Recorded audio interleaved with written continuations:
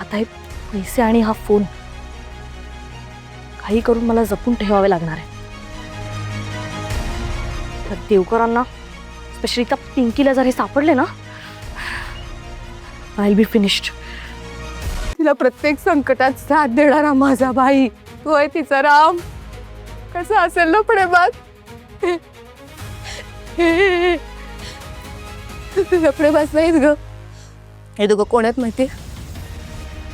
हे दोघ जण देवळातल्या त्या समय आहे, त्या पवित्र समया ज्या सतत तेवत राहतात फक्त दुसऱ्याला प्रकाश देण्यासाठी. एकमेकांसमोर असतात, कधीच एकत्र येत नाही. हा पवित्र समय आहे.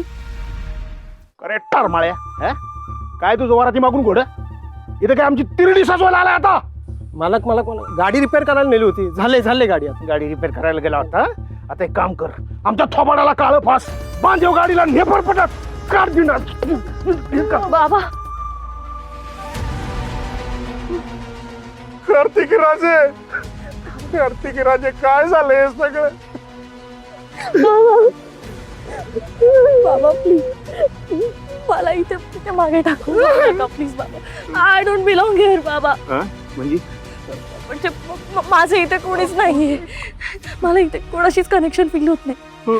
तुम्ही आहात माझे ब्लड रिलेशन. प्लीज मला इथून घेऊन जा. आता सगळ्यांना कळलंय की मी तुमच्या कॉन्टॅक्ट मध्ये, तर ते मला खूप त्रास देते. कोण नसतो त्रास देत, अजिबात काळजी करायची नाही तिची. असं काही झालं ना, असा काही टाइम आला तर यो तुझा बाप स्वतः येऊन तुला घेऊन जाईल. पण आता का नाही? आता असं नाही करता येणार बाळा, कारण आपल्याला आधी आपल्या दुश्मनाला धडा शिकवावा लागेल, नाही तर ते आपल्याला सुखासुखी जगू देणार नाही. बाळा आता तुझी इथं जास्त गरज आहे, इथं असली पाहिजेस तू. कळते ना मी काय म्हणते ते? पहिलं काम करायचं इथं थांबून. माझं आणि तुझ्या आईचा घटस्फोट होऊ द्यायचा नाही. तुला तुझ्या बापाची शपथ आहे बाळा. इथं थांबून तेवढं काम करायचं. मग तर आरके येऊ दे नाही तर वारके येऊ दे. तुझं आमच्या संघ असली ना, हा आम्ही कोणाला घाबरत नाही. तू फक्त इथं राहा. बा नुसतं इथं राहायचं नाही, जे कान आणि डोळं बनवून राहायचं इथं. इथं जे काय घडत डिटेलिंग मध्ये आम्हाला सांगायचं. पण कसं? आई, तो माणूस, त्याची ती बहीण पिंकी, मोहिनी सगळे माझ्यावर नुसते लक्ष ठेवून असतात. त्यांनी मला माझा फोन फॉर्मॅट करायला लावला. फोन चेक करतात ते सारखे. घाबरायचं नाही तू कोणाला. एक गोष्ट कायम लक्षात ठेवायची, तू प्रतापराव नरसिंगची मुलगी आहेस. घाबरायचं नाही कोणाला. पैसे राहू दे, खर्च आहे तुला, राहू दे. आणि हे बघ, यो मोबाईल आम्हाला वापरायला आणला होता, यो तो वापर. करू दे त्यांना किती मोबाईल फॉर्मॅट करते. फॉर्मॅट केला तर आठवड्याला तुला मोबाईल. फक्त तू ढिली पडू नको, आमच्या टच मध्ये राहा. बाबा चले. तुम्हीच मला घेऊन जा ना इथून. असं करता येत नाही बाळा. म्हणजे असं नाही करता येणार बाळा. असं कसं करता येईल?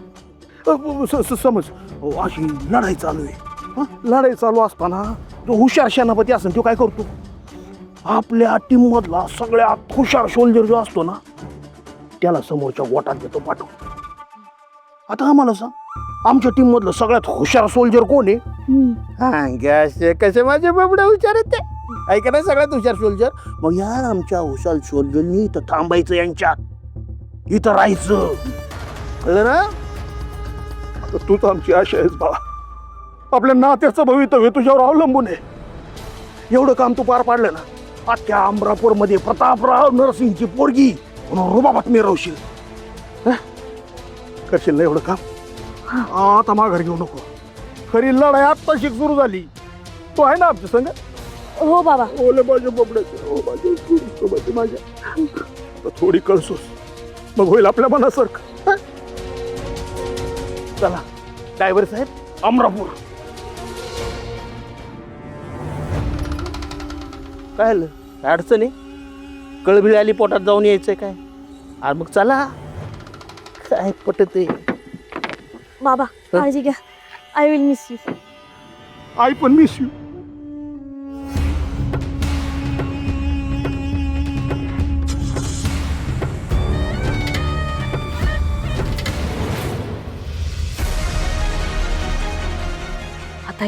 पैसे आणि हा फोन काही करून मला जपून ठेवावे लागणार आहे. त्या देवकरांना, स्पेशली त्या पिंकीला जर हे सापडले ना, आय विल बी फिनिश्ड.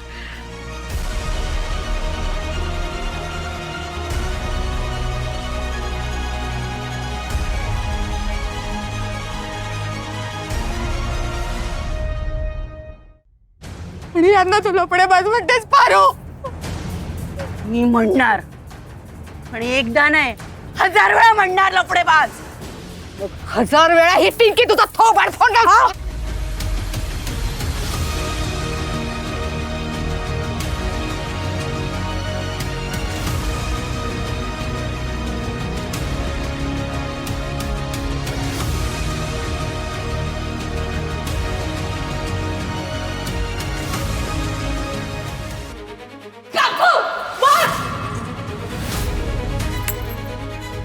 बस करा आता, बस करा.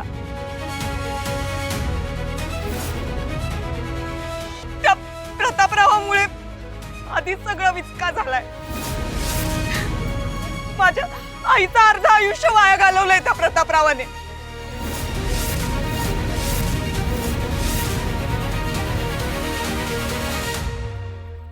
आज ना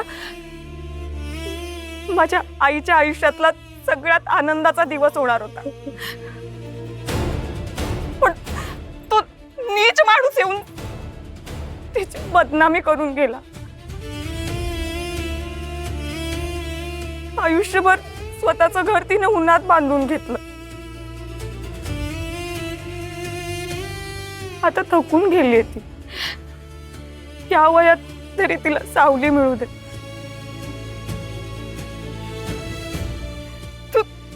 तू प्रतापराव आहे ना, खोटारडा माणूस आहे, राक्षस आहे तो, राक्षस. राक्षस? अगं जन्मदाता बाप आहे ना ग तुझा, तुझ्या आईचा नवरा आहे ना तो. ज्या माणसाने तुमच्या सगळ्यांसमोर माझ्या आईवर चिखलफेक केली, आमच्यावर हात उचलण्याचा प्रयत्न केला, त्याची बाजू घेताय तुम्ही. अगं मग काय झालं? नवरा आहे ना तो तिचा. हा, नवरानं वेळप्रसंगी बोलला आणि वेळप्रसंगी हात जरी उचलला तरी काय अंगाला बोकं पडणार आहेत? हा, सांग ना. या सगळ्यात ना तुझ्या आईची चूक आहे, आईची चूक. अगं अशी पळून येऊन या माणसाबरोबर इथे राहत होती ती. मला सांग, कुठल्या नवऱ्याला आवडेल आपली बायको परपुरुषाबरोबर राहते ती? हा, बाईच बाईची शत्रू असते असं म्हणतात, ते काय खोटं नाही. तुम्ही म्हणताय त्याने हात उचलला तर काय फरक पडतो? तुमच्यासारख्या बायकांमुळेच पुरुष वाटेल तसं वागतात काकू. बाईला उपभोगाची वस्तू समजतात हे पुरुष, तिच्यावर जुलूम जबरदस्ती करतात. आज आपल्या देशात जी काही स्त्रियांची अवस्था आहे ना, त्याला पुरुष जबाबदार आहेतच, पण त्यापेक्षा जास्त स्त्रिया जबाबदार आहेत. काकू, तुमच्यासारख्या स्त्रिया, एका मुलीवर अत्याचार झाला की तुम्ही तिलाच जाब विचारता. लहान कपडे का घातले होते, रात्रीच्या वेळी एकटी का फिरत होती, बोलत का होती. एका बाईने जर असा विचार केला ना, तर हा स्त्री जातीचा खूप मोठा अपमान आहे. जो पुरुष स्त्रीवर हात उचलतो ना, तो सर्वात दुबळा असतो. मग तो नवरा असो, बाप असो किंवा इतर कोणी असो. आणि एका स्त्रीवर हात उचलण्याचा अधिकार कोणालाच नाहीये. माझी आई बिचारी एकटी होती. तिला ना आई वडील होते ना भाऊ बहीण. बिचारीची चूक एवढीच होती की तिने खूप काळ त्या नीच माणसाचे अत्याचार सहन केले. कधीही त्याच्या विरोधात पोलिसात गेली नाही. पण काकू, ती लढली नाही असं म्हणता येणार नाही. जेव्हा ते अत्याचार असह्य झाले ना, तेव्हा तिने निर्णय घेतला. तेव्हा सगळी बंधनं झुगारून जीवावर उदार होऊन ती निघाली. आज आपण समाजात बघतो की कित्येक बायका अशा जाचाला कंटाळून आत्महत्या करतात. पण माझ्या आईने हिम्मत केली आणि ती त्यातून बाहेर पडली. माझ्या दीचं आणि आईचं रक्ताचं नातं नव्हतं, पण तिलाही हाल सोसावे लागत होते म्हणून आईने तिला पोटाशी धरलं आणि स्वतःच्या पोटात बाळ असताना जीवाची पर्वा न करता अमरापूरवरून मुंबईला घेऊन आली. एक नाही, 3 जीव वाचवलेत माझ्या आईने. मान्य आहे काकू, आमच्याकडे पैसे नव्हते, मोठं घर नव्हतं. आज पोट भरल्यावर उद्या खायला काय मिळेल याची खात्री नव्हती. तरीही आम्ही कधीही कोणासमोर हात पसरले नाही. इतके वर्ष आम्ही मानाने जगलो कारण माझी आई खंबीर होती. तिने आम्हाला कधीही दुःखाची झळ पोचू दिली नाही. माझी आई चुकली असं म्हणालात, हो चुकलीच आहे ती. तिची बिचारीची चूक एवढीच होती की 22 वर्षापूर्वी तिने त्या नीच माणसाची पोलीस तक्रार केली नाही. सगळं सहन करत राहिली. कुठलीच व्यक्ती 100% परफेक्ट नसते, पण तिने जीवाचं रान करून आम्हाला मोठं केलं, आमच्यावर संस्कार केले, आमचं घर उभं केलं, आम्हाला स्वतःच्या पायावर उभं केलं. आणि काकू, ती हे सगळं का करू शकली माहितीये? कारण तिला माझ्या बाबाची खंबीर साथ होती. बाबाने त्यावेळी जर मदतीचा हात दिला नसता ना आम्हाला, तर आता आमच्यापैकी कोणीच जिवंत नसतं. आणि मी कुणाला वडील मानायचं? ज्याने आम्हाला मारायला गुंड पाठवले त्याला? की आम्हाला वाचवायला ज्याने स्वतःचं अख्खं आयुष्य खर्ची केलं त्याला? मान्य आहे की कायद्याने ते एकमेकांचे नवरा बायको नाहीयेत, पण ते माझे आई वडील आहेत. हो, हेच दोघे माझे आई वडील आहेत आणि माझ्या दृष्टीने इतकं पुरेस आहे. त्यामुळे त्यांच्या विरुद्ध बोलणाऱ्याला आधी माझ्याशी सामना करावा लागेल. आज माझ्या जन्मदात्याला जाळायची माझ्या मनाची तयारी झाली होती. जो कोणी त्याला पाठिंबा देईल ना, त्याला मी सोडणार नाही. आणि तुम्हाला काय वाटलं? त्या दोघांचं नातं आम्हाला माहित नाही? आम्ही मुलींनीच हे लग्न लावायचं डिसाईड केलं. लीगल नसलं ना तरी माझ्या आईबाबांचं नातं तितकंच शुद्ध आहे, निर्मळ आहे. त्यामध्ये कुणीही म्हणजे कुणीही यायचं नाही.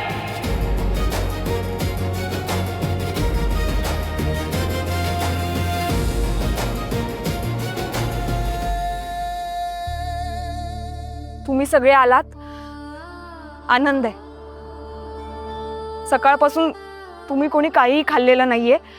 आलाच आहात तर जेवून जा.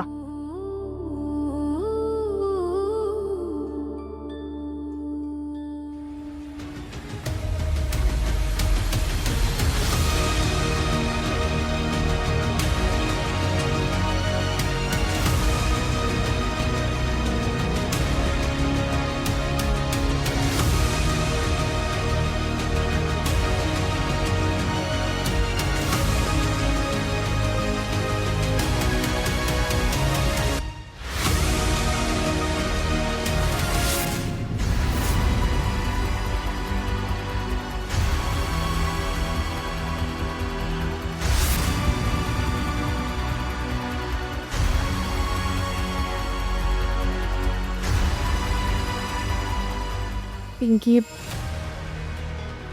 मी नव्हतं बोलवलं बाबांना इथे. I mean प्रतापरावाला.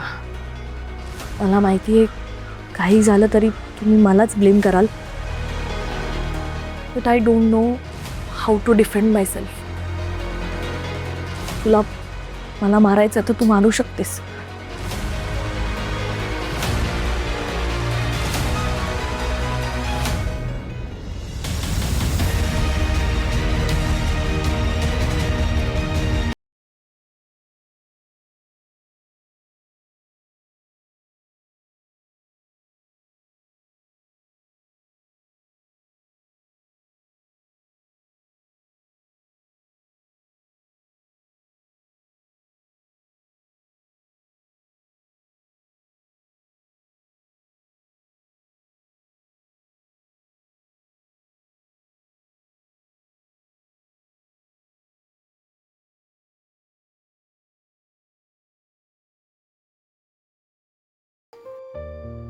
की आपण सगळ्यांनी काहीही झालं तरी एकत्र राहायला हवं. भाईने आणि शालूने मोठ्या मुश्किलीने जपली आपली ही फॅमिली. आपण जर आता एकत्र राहिलो नाही ना कार्तिकी, तर एका क्षणात बरबाद होऊ. की आता जे काही बोलायचंय ते हे सगळं शांत झाल्यानंतर बोलू. पिंकी, तुला खरंच असं वाटतंय की ह्या सगळ्यात माझी काही चूक नाहीये?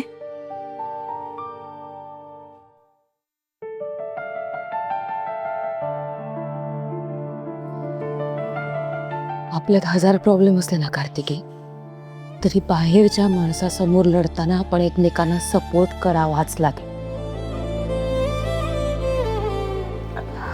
आता आज चल. आणि आता आरके आहे, त्यामुळे यापैकी कुठलाही विषय त्याच्यासमोर काढायचा नाही. झाला तेवढा राडा बास झाला कार्तिकी. बाहेरच्या माणसासमोर आता हा विषय नको. कळलं? चला चल.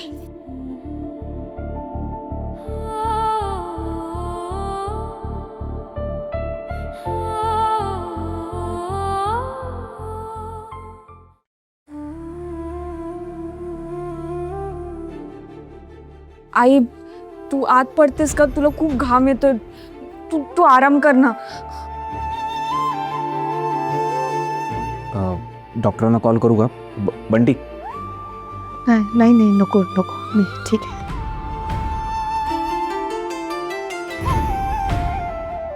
सर तुम्ही आई हे घ्या. तुम्ही कशाला?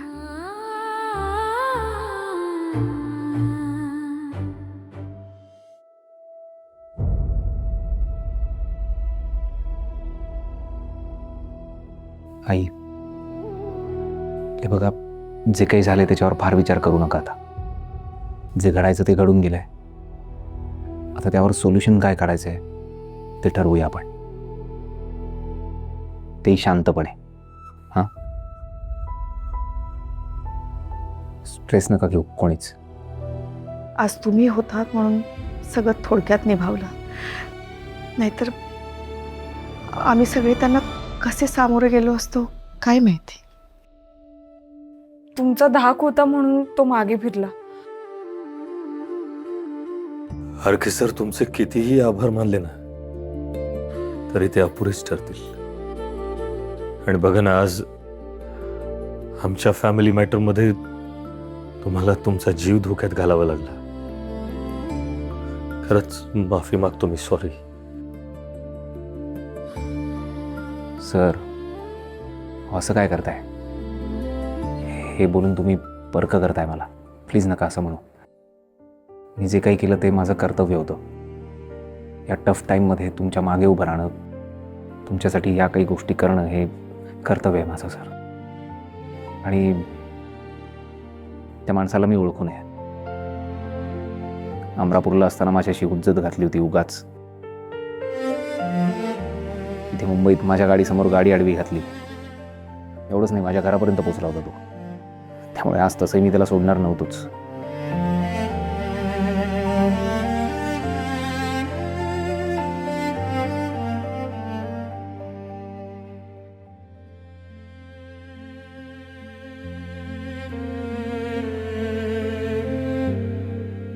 प्रतापरावांनी जेव्हा ती बंदूक काढली, आई, घाबरले. आय कॅन अंडरस्टँड, पण नका घाबरू. आई, बंदुकीपेक्षा कॅमेऱ्याची पॉवर जास्त असते. ह्यात सगळ्यांनाच कळलं असेल, तुम्हालाही आणि त्यालाही. त्याने जे काही केलं ते सगळं रेकॉर्डेड आहे. काहीच काळजी करायची गरज नाही आहे. आणि मुळात ना तो माणूस भेकड आहे. हे असलं काही करायच्या भानगडीत पडणार नाही तो. Don't worry. तरी सर, तरी तू सगळं निभावून नेलं असतंस. पाहिलं मी. I am proud of you. खरंच मनापासून बोलतोय. तू जो काही स्टँड घेतलास ना, तो ब्रेव होता. तुझी इंटेन्सिटी, तुझा पेन सगळं पोचलं. आणि आय कॅन इमॅजिन तुम्ही सगळ्यांनी काय त्रास सहन केला असेल. याची आता सवय झाली आहे आम्हाला. पण तुमचा मौल्यवान वेळ वाया गेला. शेवटी लग्न झालंच नाही. लग्न होणार सर, ट्रस्ट मी. आता त्यासाठी डिवोर्स द्यावा लागेल हे खरं आहे.